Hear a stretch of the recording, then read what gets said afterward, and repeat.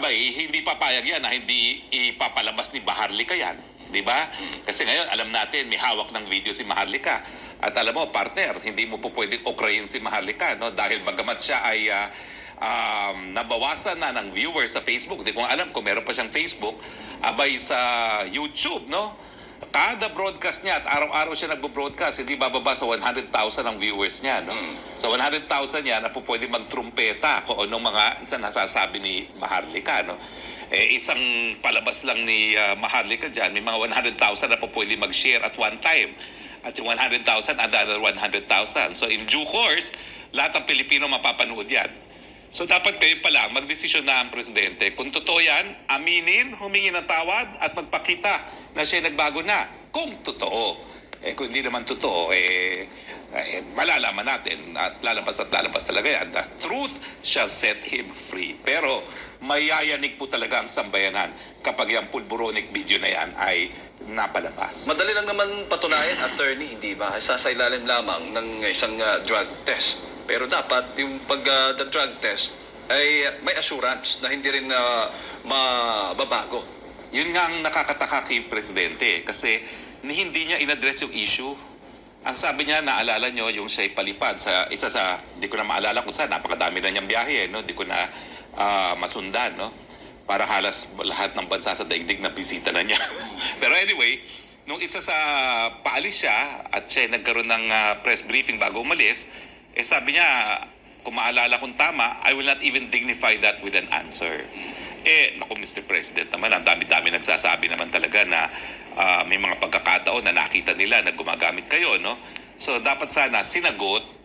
Ang sagot lang naman dyan, okay, gumamit ako nung ako'y bago pa magpresidente, pero nagbago na ako. O, di ba? Pero, marami naman talaga tao na gumagawa ng hindi karapat-dapat ng kanilang kabataan, no? Pero titignan nga natin kung kailan yung pulveronic video na yan, kung mapalalabas, kung ito ay bago o ito ay luma, no? Pero tingin ko kung luma yan, mapapatawad naman siya, no? Pero kinakailangan siguraduhin niya na wala talagang impluensya ngayon na siya ay nasa pinakamataas na katungkulan sa ating bayan. Ako naman ay nagsimula ng diskusyon na yan kasi it's a matter of time. Lalabas at lalabas talaga yan. Nung sinabi ni Maharlika ang nakita na niya, tingin nyo, hindi lalabas yan ni Maharlika? Lalabas at lalabas yan. So, kinakailangan paghandaan na. At ako naman nagmamahal dito sa ating bansang Pilipinas. Ayaw ko na magkakaroon ng pagkakagulo. So sa akin, ang apila, kung totoo, aminin na at humingi na ng tawad. No? At siguro, do the honorable thing. Resign. Kung totoo. Kung hindi totoo, sige, makipaglaban. Pero titignan natin kung anong husga ng taong bayan. Kasi kung despite yung sasabihin ni Cheloy Garapil at lahat ng spin doctors ng Malacanang na hindi totoo yan at naniwala ang taong bayan, ay baka mamaya maulit ang kasaysayan muli, no? Pero para kasing nauulit talaga ang kasaysayan, O, akala natin magbabago, no? Akala natin lilinisin ang pangalan, pero nangyayari, sinupil ang SMNI. Alam mo ba, yan din ang ginawa ng kanyang ama nung siya'y nagdeklara ng martial law. Sinupil ang malayang pananalita at malayang pamamahayag. O, tapos yung saligang batas, binasura. Ngayon, palapit na tayo dun sa punto na mukhang ibabasura din ang 1987 Constitution dahil nga dito sa bribery initiative. At alam mo, at least yung ama niya, nagdeklara ng martial law at binawela ang saligang batas, hindi na ginamit ang kaban ng bayan para bilhin ang mga pirma ng taong bayan at yung bilyon-bilyon hindi na pinamigay sa mga congressmen, sa congressman para nga mabago itong saligang batas. So parang nauulit pero mukhang mas malala pa ngayon yung ginawa ng kanyang ama na okay, may kapangyarihan akong martial law, dedeklara ko na lang. Wala nang paligoy-ligoy pa. Ito may paligoy-ligoy pa pero ganun din papunta at ganun din ang resulta. At yan nga po ang ebidensya na mapipresenta natin dyan ay nangyari sa SMNI. Nakaparehong ginawa rin ng Presidente Marcos pero nagbigay muna siya ng legal na basihan. Dahil kapag merong martial law, pag merong state of national emergency, pwedeng limitahan ang malayang pananalita. Pero kinakailangan i-report yan sa UN, sa UN Committee on Human Rights. No? At kinakailangan panandalian lang. Pero ang ginagawa ng junior, abay miski walang martial law, ginagawa niya yung kaparehong panunupil, pero yun nga po, na walang legal cover. Kasi wala naman tayong deklaradong state of national emergency, except na lang kung gagamitin nga niya yung sinasabi niyang annexation ng China sa ating mga teritoryo bilang state of emergency at magdedeklara ng martial law. Hindi ko alam kung ano mas mabuti eh. Yung lantaran na nagdedeklara ng martial law, at least yan, parang patas eh. Parang let's call a spade a spade. O yung nangyayari ngayon na creeping martial law ang tawag ko. Kasi ang suma total, ganun din, panunupil ng karapatan. At saka yung pag-exercise ng presidente ng extraordinary powers na walang formal na deklarasyon. O, di ba? Ngayon, silent martial law. Siguro kung deklarasyon na yan, malinaw. Wala nang linlangan. Wala nang, paligoy-ligoy pa, no? Call a spade a spade. Pero, yun nga po, no? Dahil hindi tayo natututo sa kasaysayan natin at isa na ako doon na sumunod kay BP Sara na talagang nakipagtambalan sa isa na namang Marcos, ayan, mukhang nauulit muli ang ating kasaysayan. Pero attorney, sinasabi ng ilan na itong pulveronic video, destabilization plan, isang demolition job para sa Pangulo. Well, una-una, kung totoo nga to, sino nag-destabilize sa administrasyon niya kung hindi siya mismo? Kasi Correct. Kung totoo, ha? Kayo na ba mga tao, hindi pa naman natin sinasabi totoo, hindi pa natin nakikita eh. Pero, totoo po yan, it will have the effect of destabilizing government. Pero sino nag-destabilize? Siya mismo, dahil siya yung nakuhanan sa pulveronic. Kung totoo. Paulit-ulit po tayo, kung totoo, dahil hindi naman totoo yan eh. Kaya lang, paano mo buburahin yung sinabi ni Maharlik ang nakita na niya? Ito kasi yung kauna-unahang pagkakataon na meron nagsabing nakakita na eh. Palagi lang tayong naririnig lang natin na meron. Pero ito ngayon, meron nagsabi, nakita ko na sa aking mga mata. Ano bang ebidensya? Yung paggamit ng ating mga senses, mata, pandinig, pang-amoy, para mapatunayan ng isang bagay. Ngayon, may nakakita na, may nakarinig na. Anong tawag dyan? Yan po yung ebidensya. Pero antayin natin dahil tayo lahat maghuhusga.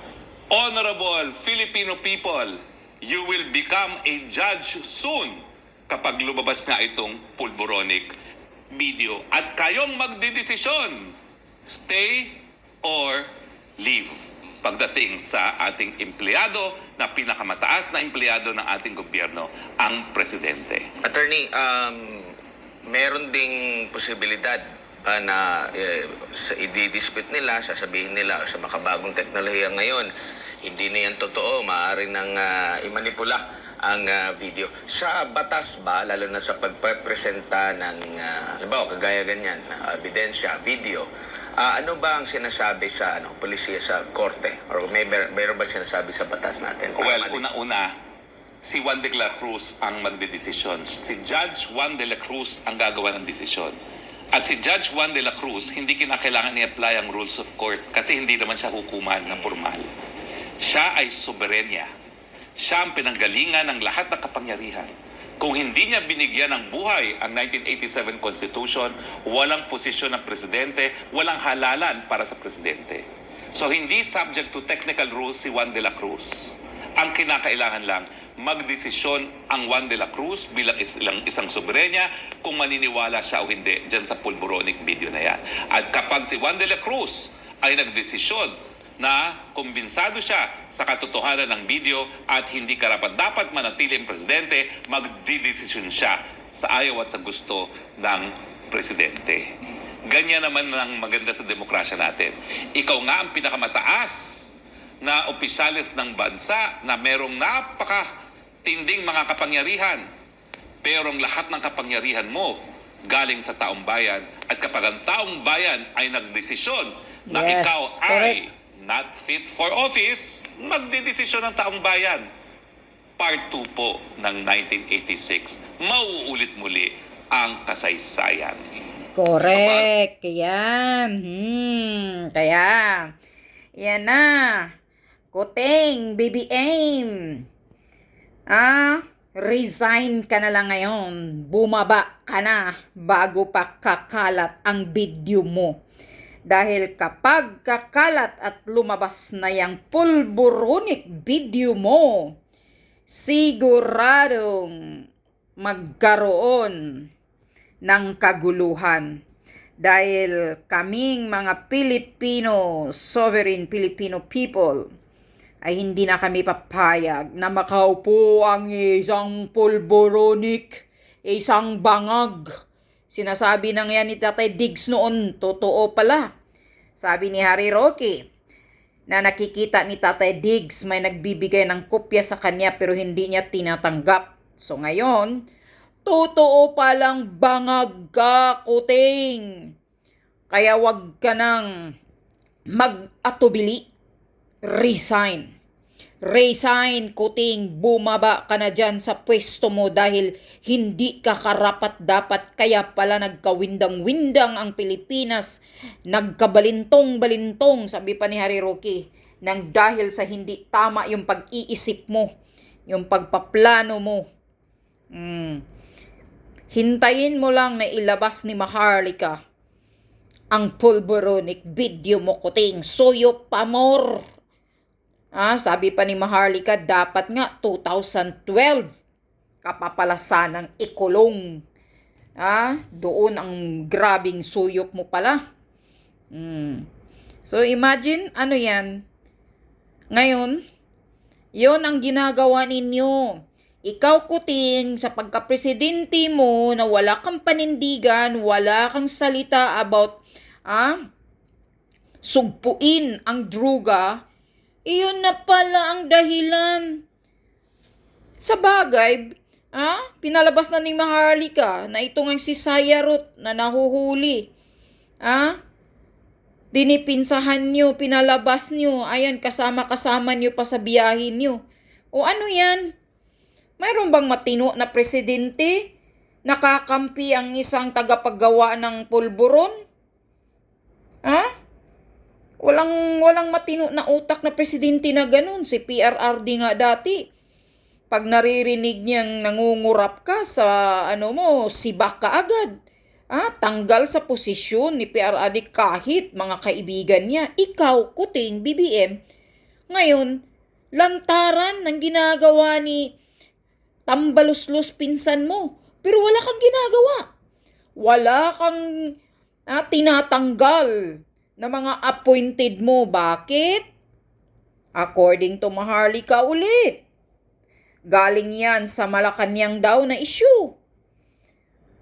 Dahil si Lisa Marcos, asawa mong butod-mudlot, ang nag-a-appoint ng mga taong gusto niya na mayroong mga issue na mga pagnanakaw ang nilalagay niya sa posisyon. Dahil yan ang gusto niya na makapag-deliver daw sa kanya ng limpak-limpak na pera. Katulad kay Mel Robles. Tinanggal na pala yan ni PRRD noon dahil sa korupsyon. Pero kinuha, paborito ni Lisa Marcos sa PCSO ngayon dahil sabay-sabay daw silang maging milyonaryo. Ang lakas ng loob ng butod na yan magsalita ng ganun. O ano yan? Hindi ba yan lantaran? Mga bubo na talaga kayo at tanga ang Pilipino kung hindi pa ninyo mag-gets ang mga ganitong pangyayari. Lantaran na yan. Itong ginawa ni Tambaluslos, na nakaw dito, nakaw dyan, korupsyon, binibigyan ng mga ilang milyon, 20 milyon ang bawat congressman para lang sumipsip daw sa puwit niya. Para lang maging sunod-sunuran sa kanya. Yung pinapalabas ni Atty. Glenn Chong, na 529 milyon noon na budget na para sa pagpasiminto noong congressman pa siya. Hindi binigay ni Tambaluslos. O ano yan? Pero si BBM walang imik. Tahimik. Ang jutang ina, tahimik ang animal na bangag. Dahil nga, isa din siyang kasabwat dyan. Yan ang sabi ni Maharlika. Silang tatlo magkasabwat daw. Liza, Kuting, si Tambaluslos, yan daw tatlong magkasabwat. Tatlong nagpapatakbo ng Pilipinas. Pero si Kuting daw, sabi ni Glenn Chong, isang tuta lang. Ang dalawang demonyo daw talaga ang nagdesisyon kung sino ang iupo, sino ang tanggalin. Kaya itong bansa natin, taong bayan, pag nilabas na ni Maharlika itong pulboronic video, kailangan na nating magkaisa. Kumilos na tayo, mismo si Harry Roque. Siguradong mayroong mag-aaklas pag mailabas na yung pulboronic video ni Kuting. Babalik ang kasaysayan talaga na maitapon kayo, Kuting. Kung saan kayo ngayon itatapon, siguro hindi na sa Hawaii. Baka itatapon kayo sa Kumunoy. Walang hiyang presidente ka eh. Wala kang desisyon na maayos. Ngayon nga pinapahamak mo na kami sa gulo ng IDCA ng China. Nakisawsaw ka, nagpapauto ka sa mga Amerikano, nagpapalagay ka ng IDCA. Ngayon, Pilipino ang napapahamak dahil nagagalit na ang China. Kaya ginigipit tayo ng China sa dagat nang dahil nilagay mo ang IDCA na yan. Yan ang katotohanan. Yan ang ugat sa problema natin ngayon ng China. Dahil nagpaudyok ka, nagpasulsul ka sa mga Amerika. Sabi pa nga ni Laurel, yung yung professor expert, ang mga Amerikano, walang ibang ginagawa yan kundi manulsol para magkaroon ng gulo, magkaroon ng giyera. Dahil nga, ang produkto nila, kailangan nilang magkapera ng mga armas, mga baril nila, mga sandata nila na mayroon silang maibinta. Yun ang daw ng mga Amerika. Tapos ikaw, Kuting, dahil sa kabangag mo, hindi ka nag-iisip, nagpasulsol ka, nilagay mo yung IDCA, kaya ganito tayo dinidikdik, dinidiit o ginigipit o binubumba na tayo ng China sa West Philippine Sea dahil galit sila na mayroong IDCA dyan. Nakisawsaw ka. Ikaw, Kuting, sa kang traidor, pinapahamak mo ang mga Pilipino sa gulo na hindi natin gulo nang dahil sa IDCA na yan. Palayasin mo yung IDCA na yan para hindi tayo ibuli ng mga China sa dagat. Yun ang ugat ng galit ng China. Kung nag-iisip ka ng tama. At kayo naman dyan, mga mainstream media, huwag niyo nang masyadong salsalin ang balita ng panggigipit ng China sa dagat. Dahil itong presidente nating bangag, hindi nag-iisip ng tama kung bakit nangyayari yan, kung bakit ginagawa ng Chinese yung panggigipit nila sa West Philippine Sea, pangbubumba sa atin ng tubig. Dahil nga, bangag. Yan ang sinasabi ni PRRD. Kung bangag ka noon, bangag ka ngayon, Kuting. Yan yun. Langya ka, tsutang ina ka.